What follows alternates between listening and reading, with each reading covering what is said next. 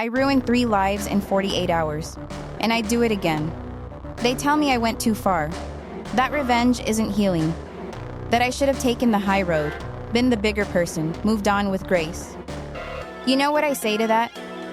They weren't the ones who spent 3 years being lied to. They weren't the ones who questioned their sanity every single day while everyone said they were imagining things. They weren't the ones who finally proved they were right all along, only to discover the betrayal was so much worse than they'd feared.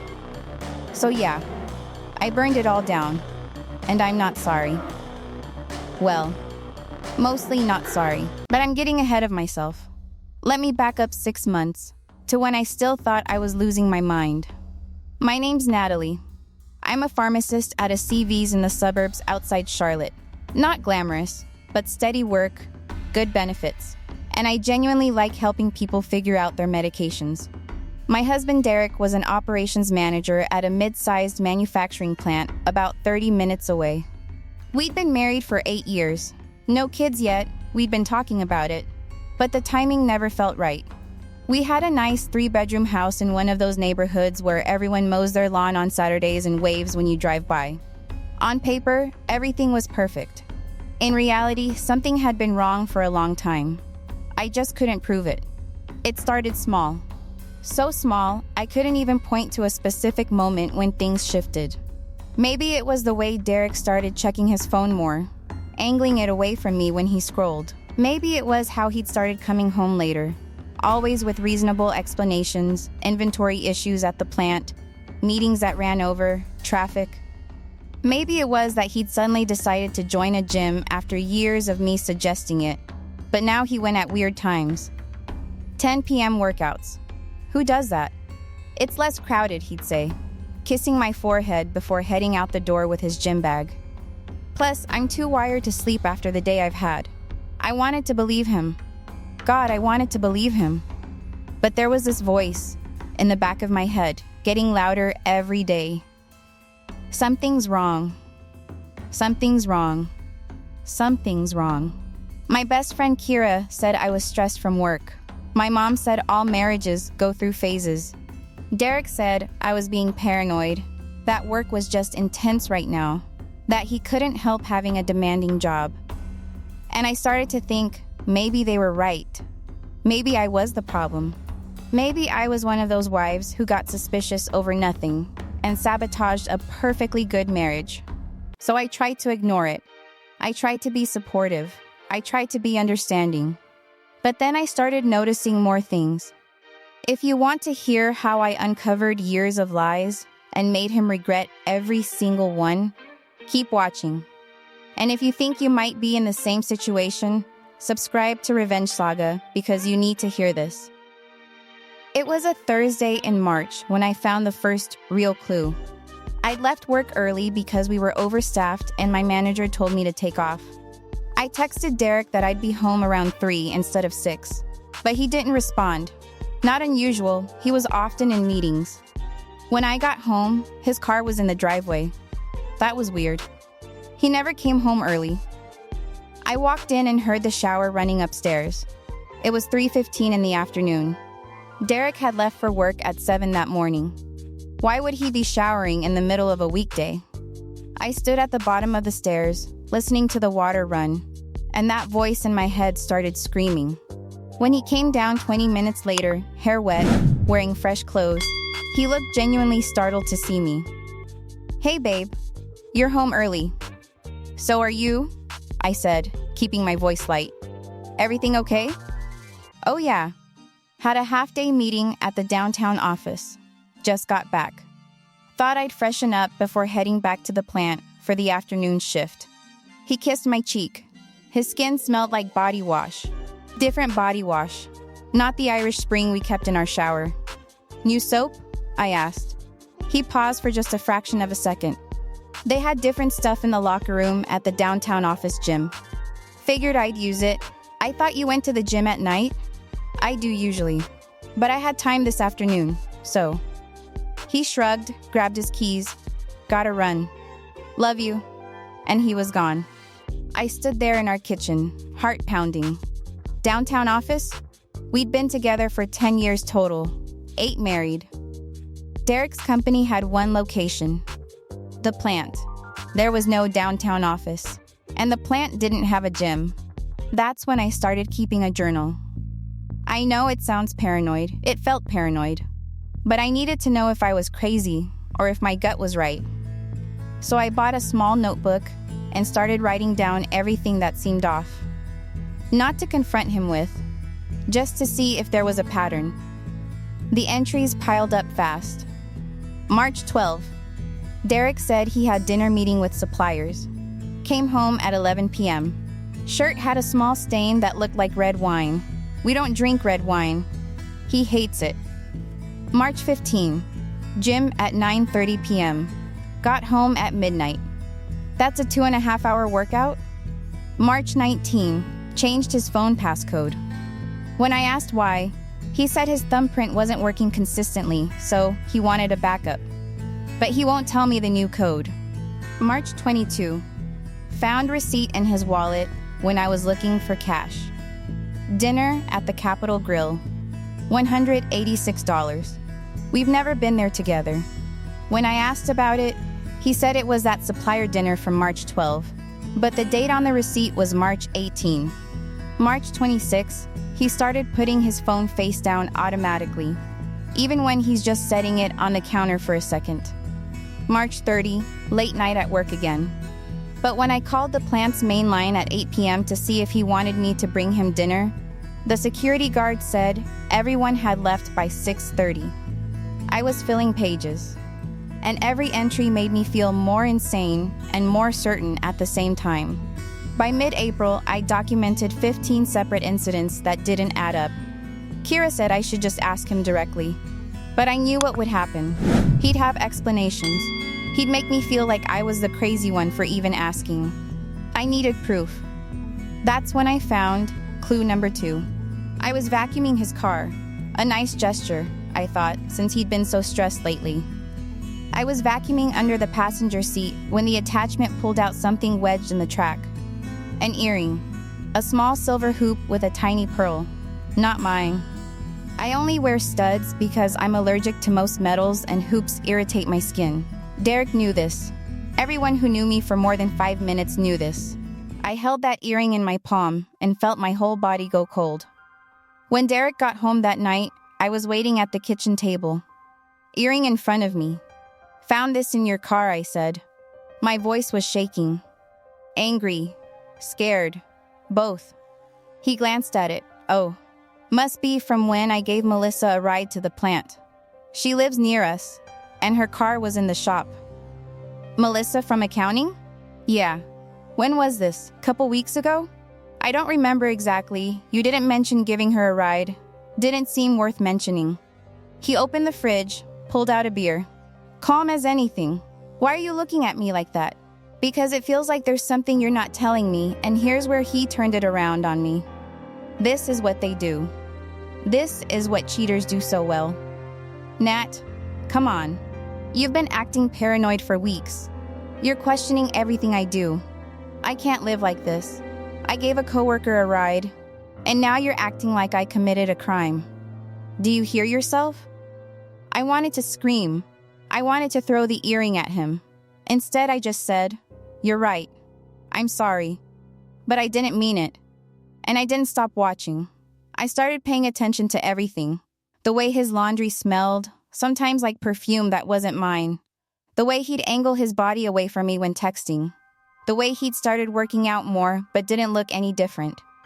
The way he'd become vague about his schedule, saying he might be late as a default instead of giving me actual times.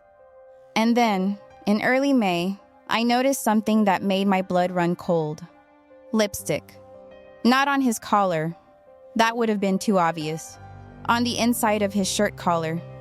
Faint, burgundy, not a shade I owned. I found it when I was doing laundry. Just a small smudge, easy to miss if you weren't looking. But I was looking. I took a photo of it, added it to my journal. The evidence was piling up, but it was all circumstantial, nothing definitive. Nothing I could point to and say there. Proof. That's when his business trip started. Late May, Derek told me his company was expanding distribution. and he'd need to travel more. Overnight trips to meet with potential clients in Raleigh, Greenville, Charleston. Once or twice a month, he said. The company was covering it. Except I called the plant. I pretended to be following up on a donation request for a charity I volunteer with. Chatted with the receptionist, asked if Derek's travel schedule would affect his availability for a meeting. Travel schedule? She said. Mr. Patterson doesn't travel. He's at the plant every day, Mr. Patterson. That's Derek. I thanked her and hung up. Then I sat in my car in the CV's parking lot on my lunch break and tried not to throw up. He was lying about where he was. Not embellishing, not exaggerating. Lying. That night, when he told me he had a trip to Greenville on Thursday, I just nodded. Said I'd miss him. Kissed him goodbye. And on Thursday night, when he was supposedly in a hotel in Greenville, I drove to the plant. His car was not there. I drove to the gym he claimed to go to. Not there. I drove to a few restaurants downtown. Nothing. And then, because I was out of options and running on pure desperate fury, I drove to a hotel row off the highway. There are 4 hotels clustered together near the interstate exit. Business hotels. The kind with free breakfast and rates for extended stays. I found his car in the 3rd parking lot. The Marriott Courtyard. Room 237, according to the keycard envelope I found in his unlocked car. Yeah, I checked. I was way past boundaries at that point. I sat in my car, shaking, staring at that hotel. I could have gone in, could have knocked on the door, but I didn't. I wasn't ready. I needed to know more. So I went home. And the next morning, I called my friend Sarah's cousin, Marcus. Marcus does private investigation work, nothing fancy, mostly insurance fraud and background checks. But he had connections and resources I didn't. I need to know if my husband's cheating, I told him. No preamble. And I need proof. Marcus said he'd help. He gave me a friends and family rate, which still wasn't cheap, but I didn't care. I pulled money from my personal savings account, the one Derek didn't have access to, and hired him. Before I tell you what I did next, and trust me, it was nuclear. Hit that like button if you're ready for some justice. You're not going to believe how far I took this. Marcus was efficient. I'll give him that. Within 2 weeks, he had photos, timestamps, dates going back 18 months. 18 months. The woman was Vanessa Chen. She worked at Derek's company. HR manager. 40 years old, married, 2 kids in elementary school. Blonde, polished. Looked like she shopped at Ann Taylor and got her nails done every 2 weeks. They'd met at a company training seminar, started as work friends, progressed to lunch meetings, then after work drinks, then the affair. Marcus had photos of them going into that Marriott together. Photos of them having dinner at restaurants around Charlotte. Photos of them at a park, sitting close on a bench, his arm around her. He'd even managed to pull some credit card statements, don't ask me how, showing charges at jewelry stores, boutique hotels, nice restaurants, all on dates when Derek had supposedly been working late or traveling for business. The financial trail went back 3 years. The physical relationship went back at least 18 months, probably longer. 3 years of lies. 3 years of me thinking I was losing my mind. 3 years of him gaslighting me, making me feel paranoid and jealous and crazy, when my gut was right the entire time. I sat in my car reading Marcus's report, looking at the photos, and I felt something break open inside me. Not sadness. Sadness would come later. Right then, it was pure rage. I went home. Derek was at work. I paced our house, looking at everything differently now. The couch where he'd held me while we watched movies, probably thinking about her. The bed where we'd slept, where he'd touched me, where he'd lied to my face night after night. The kitchen where he'd kissed me goodbye before heading off to see her. I wanted to destroy everything. Instead, I made copies. I uploaded every photo, every document, every piece of evidence to a secure cloud drive. I emailed copies to myself at 3 different email addresses. I wasn't taking any chances that this evidence would disappear. And then I waited for him to come home. He walked in at 7:30 p.m. Normal time. Kissed my cheek. Normal greeting. Asked what was for dinner. Normal night. We need to talk, I said. He looked at me. I saw it then, the flash of fear in his eyes. He knew. On some level, he knew. Okay, he said slowly. I pulled out my phone. Showed him the first photo. Him and Vanessa walking into the Marriott, her hand on his arm. The color drained from his face. Natalie. Shut up, I said. My voice was steady. Cold. I'm going to ask you one question, and you're going to tell me the truth for once in your miserable life. How long? It's not. How? Long. He sat down, put his head in his hands, and then, quietly, 1.5 years, liar, he looked up. What? I have financial records going back 3 years. You've been lying to me for 3 years. So let me ask again. How long? His jaw tightened. Fine, 3 years. It started as just talking. It became physical about 18 months ago. Are you happy now? Happy. He actually asked if I was happy. Who is she? It doesn't matter. Who is she, Derek? Someone from work. Name? Vanessa? Vanessa who? Chen. She's in HR. Is she married? He hesitated. That told me everything. Oh my God, I said. She's married. She has a family, and you're both just... It's complicated. It's really not, I said. You're a cheater. She's a cheater. You've been lying to me for 3 years. You've been sleeping with a married woman from your company, which I'm pretty sure is an ethics violation. You've spent thousands of our dollars on her. You've made me think I was insane. There's nothing complicated about any of that. I didn't mean for it to happen. Save it. I stood up. I want you out of this house. Tonight, Nat, can we just talk about this? There's nothing to talk about. I have proof of everything. I have dates, times, photos, financial records. You have 2 choices. You can leave quietly right now, or I can make this a lot worse for you. Your call. He stared at me.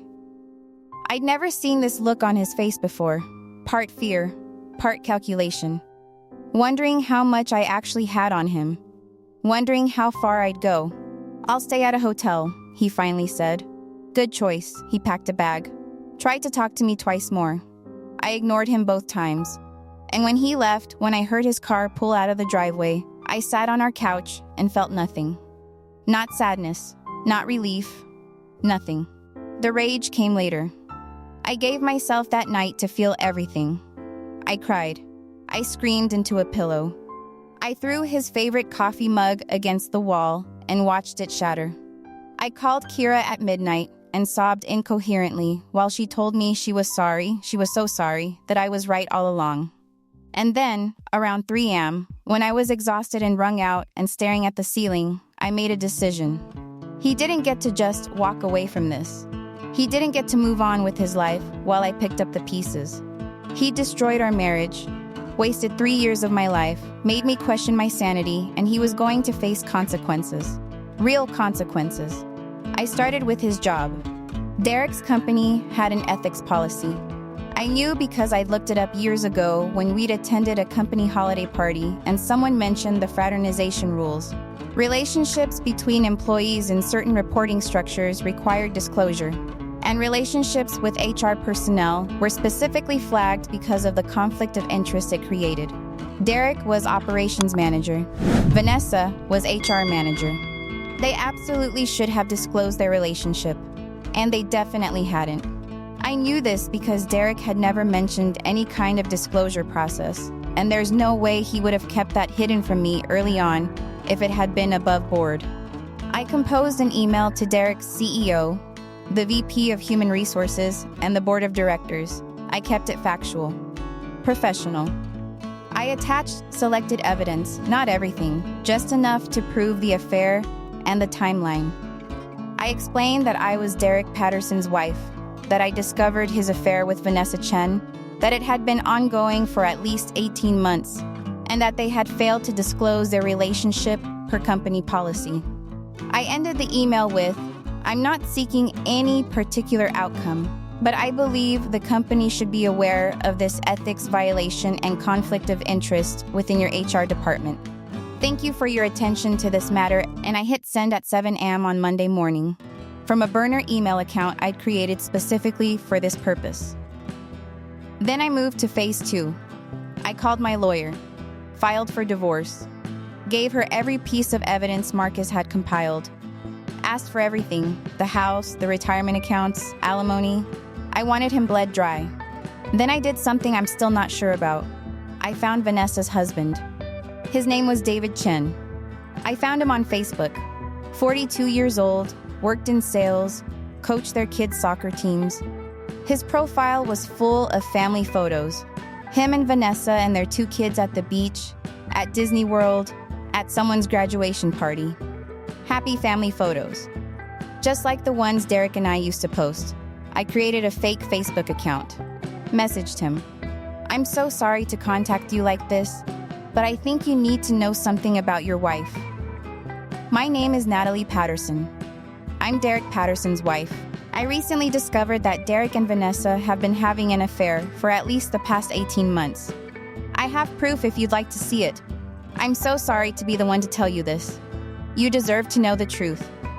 He responded within an hour. "Is this a joke?" I sent him 3 photos. Him and Vanessa at the Marriott, at a restaurant, at the park. Timestamp dated. He didn't respond for 6 hours. When he finally did, all he said was, "Thank you for telling me." I felt sick, but I also felt like he deserved to know. If I'd been in his position, I would have wanted someone to tell me, right? That's what I told myself anyway. Phase 3 was the most satisfying and the most petty. I posted on Facebook. Now, I'm not usually one for social media drama. I don't blast my personal life all over the internet. But in this case, I made an exception. I didn't name Vanessa. I was careful about that. Didn't want a defamation lawsuit. But I posted a long, detailed account of discovering my husband's affair. How I'd felt crazy for months. How I'd been gaslit and lied to. How I'd finally found proof. How he'd been cheating for years while I thought we were building a life together. I ended with, "If you're reading this and something feels off in your relationship, trust your gut. You're probably right. And to everyone who told me I was being paranoid, you were wrong. Sometimes the worst thing you can imagine is exactly what's happening." I didn't tag Derek. Didn't need to. Mutual friends knew who I was talking about. Within hours, the post had 200 reactions and 80 comments. Friends, family, acquaintances, people I barely remembered from high school, all telling me they were sorry, that Derek was trash, that I deserved better. Derek's phone must have been blowing up. Good. But here's where it gets really interesting. And by interesting, I mean it all came crashing down exactly the way I'd hoped. Wednesday morning, 2 days after I'd sent that email to Derek's company, I got a text from Derek. "I've been fired. Are you happy now?" I didn't respond, but yes, I was a little bit happy. Turns out the company took the ethics violation seriously. Derek and Vanessa had both been terminated for failure to disclose their relationship, which violated company policy and created a conflict of interest given their respective positions. The CEO had apparently been looking for a reason to restructure management anyway, and this gave him the perfect excuse. Derek was out. Vanessa was out. Both without severance, since it was termination for cause. I found out later through a mutual friend that Vanessa's husband had also filed for divorce. He'd moved out the same day Derek got fired, taken the kids with him to his parents' house. Vanessa was apparently devastated, and honestly, I felt a little bit of savage satisfaction knowing she was hurting too. She'd known Derek was married. She'd participated in this lie for years. She'd helped destroy my marriage while she was destroying her own. So yeah, I didn't feel too bad about her consequences. But then I found out about the kids. Vanessa's kids were 7 and 9. And according to Kira, who heard from someone who knew David's sister, The kids were struggling. They didn't understand why Daddy suddenly left, why Mommy was crying all the time, why everything changed so fast. That's when the guilt started creeping in. I told myself I was just exposing the truth, that David deserved to know, that Vanessa's choices had consequences. All of that was true. But those kids didn't make any choices. They were just collateral damage. And that's the part I'm still wrestling with. Did I destroy an innocent family for revenge? Or did Vanessa destroy her own family by making terrible choices? I don't know. Here's where things stand now, 6 months later. Derek and I are divorced. I got the house, most of the retirement accounts, and alimony for 3 years. He's working a retail management job making half what he used to. He's renting a studio apartment across town. Mutual friends tell me he's miserable. Vanessa and David are also divorced. She moved back in with her parents temporarily. The kids are in therapy. David has primary custody. Vanessa sees them on weekends. Derek and Vanessa broke up 3 months ago. Turns out their great love wasn't so romantic when it cost them everything. Who would have thought? Me? I'm doing okay. Some days are better than others. I've started therapy. I've reconnected with friends I'd neglected while I was obsessing over Derek's lies. I've redecorated the house, got rid of anything that reminded me of him. I got a promotion at work. I'm even casually seeing someone new, though it's way too early to know if it'll go anywhere. And I'm still angry. Maybe I'll always be a little bit angry. But it's not consuming me anymore. It's just there, simmering in the background, reminding me not to trust so easily next time. People ask me if I regret what I did, if I think I went too far.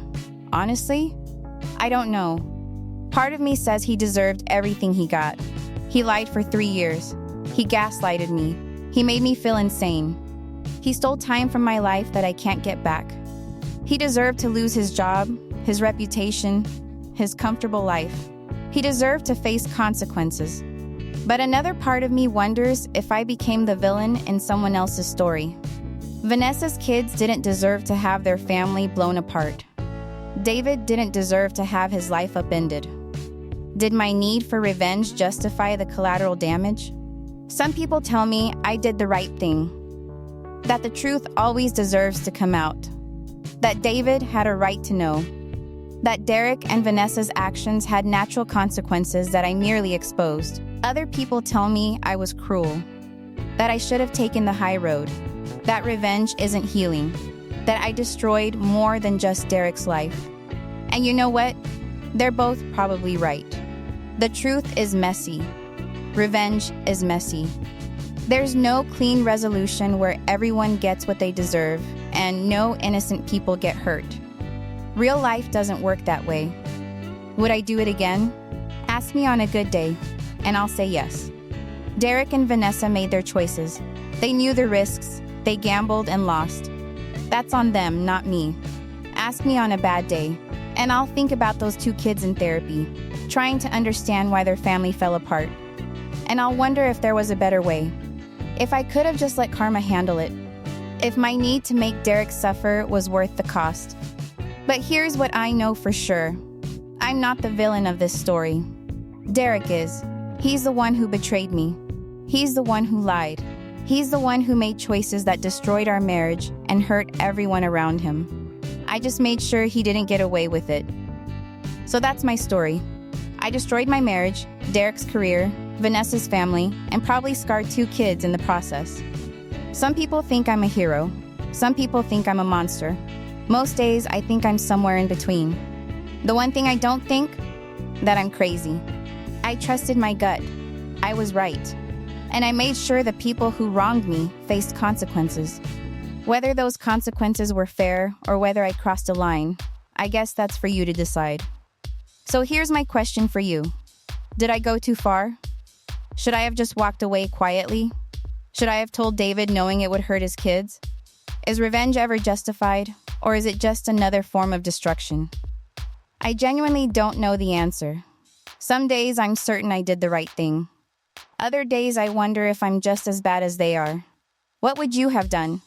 Let me know in the comments. And subscribe to Revenge Saga for more stories of betrayal, revenge, and the messy gray areas in between. Because sometimes the right choice isn't clear. Sometimes there are no good guys. Sometimes everyone loses. And sometimes that's just how it goes.